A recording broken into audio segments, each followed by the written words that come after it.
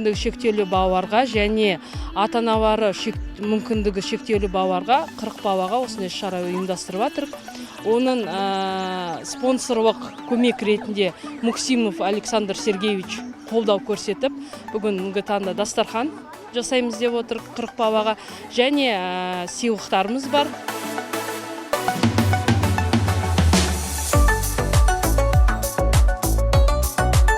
Біздің балаларымызды өсіп, мүмкіндігі шектеулі болса да шектеусіз махаббатын аямай атқан мына Нұрбала ұжымына көп-көп рахмет.